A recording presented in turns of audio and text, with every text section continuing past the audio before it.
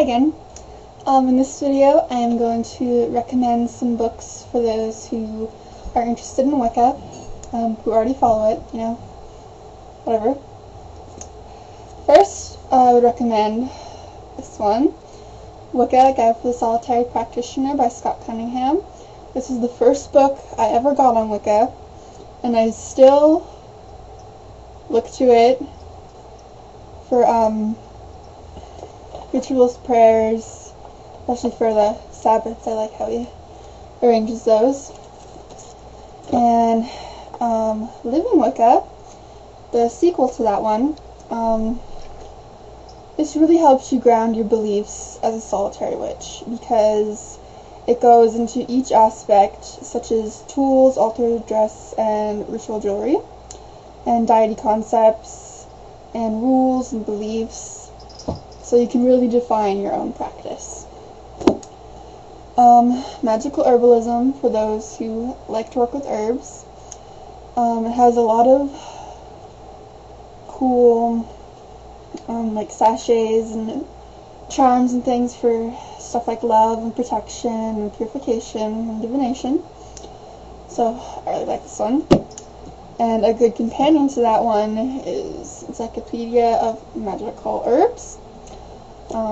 Yeah, it really goes into in depth for many herbs, so good one to have. And then two elemental books, Earth Power and Earth, Air, Fire, and Water. Both of them have spells and rituals that are more like folk magic, so they're pretty simple, work directly with the earth and all the elements, so very good if you're into simple folksy earth magic stuff instead of the elaborate ceremonial stuff. And then by Scott Cunningham and David Harrington, The Magical Household, a good one for blessing your house, and there's lots of little omens and stuff in there that are really fun. So yeah, really good. And also by Scott Cunningham and David Harrington, Spellcrafts, for those who are artsy like myself. They have things like corn dollies in here, spell banners, hex signs,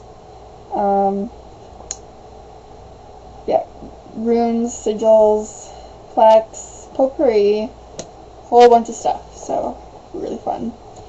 And another one of my favorites is Witchcrafting by Phyllis Curott.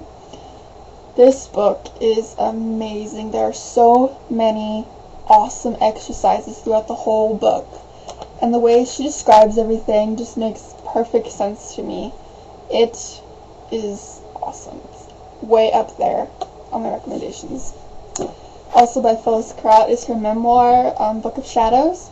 It's very inspirational. I really love reading it, and if you read it, I'm sure you'll be inspired as well. It's mostly about women's spirituality, but I love it. One that I just started reading and working with is Ariadne's Thread. I got this book a while ago, and I didn't really get around to reading it until now, and it's really good for those who are into goddess worship, especially women. You know, Dianna Wiccans and feminists would really enjoy it, I think. I'm not either, really, but I really like it because I believe that women should focus on delving into their own mysteries as well as working with the god, just as men should also do the same with the god and work with the goddess, in my opinion. And there's projects and questions after each chapter, or she calls them cycles, and love them. So fun. And the good one is Spiral Dance by Starhawk, another kind of feminist Wiccan. But yeah, really good, really in depth, plenty of exercises. Yeah, really good. Also by Starhawk, The Earth Path, which I think is good for any Wiccan or Pagan, you know, being earth religions. Talks about a lot about conserving parts of the earth. Like, she talks about how she uses power, just solar panels for her electricity, and she has a little river on her property, or a little stream, that she has a wheel thing in it, and it powers electricity and everything. So a lot of good ideas if you're really into working with the earth and its energies and stuff. Another good one by Dianna Sylvan is The Circle Within. I really liked it. It goes over the basics pretty much. One of my favorite parts of it was a meditation called Opening the Heart, which is where you see your heart as a flower, and while you meditate you see it opening to the god and goddess and their energy. That's one of my favorite parts of that. More. Okay, The Real Witch's Handbook by Kate West. It's a really good basic guide, especially for beginners, but I really enjoyed it. I just got it pretty recently. Talks about magic, Sabbats, solitaries and covens, rituals for the Sabbats,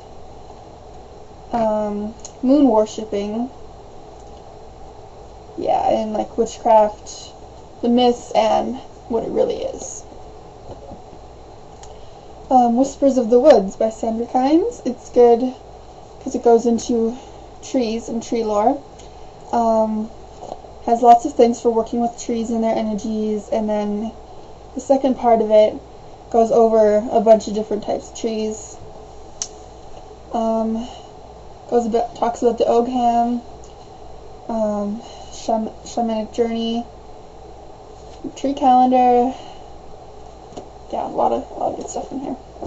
And for those who have cats, The Enchanted Cat by Edain Dugan. Really good for working with them as familiars, if your cat is your familiar. Lots of rituals for tuning in with your cat. Talks about their astrological sign. My cat's an Aries. She's kind of energetic. So yeah, it's fun to read about them and work with them. This book. A good one for those of you who have gone more in depth into Wicca and would like to read more than just the basics is The Study of Witchcraft, a Guidebook to Advanced Wicca by Deborah Lipp. I really liked it. At the end there's exercises for things to do for, talks about herbalism, mind skills, divination, a bunch of stuff that you can further your practice in. A good one for the Sabbats is Sabbats, a Witch's Approach to Living the Old Ways by Edain McCoy. I really don't know how I feel about this author other than this book.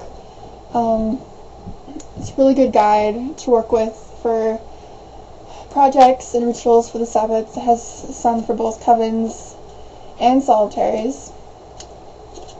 And finally, I'm about 2/3 of the way through this one, Buckland's Complete Book of Witchcraft, which I really do like. Has exercises and questions at the end of each chapter, and I love that about books. It really gets you more involved with reading them and absorbing the information. Really good basics. It goes into herbalism, which is where I left off. Magic, Sabbats, divination, all that stuff. So those are my recommended books. Hopefully you saw something that you liked. I encourage you to read at least a few of them. So thank you for watching, and blessed be.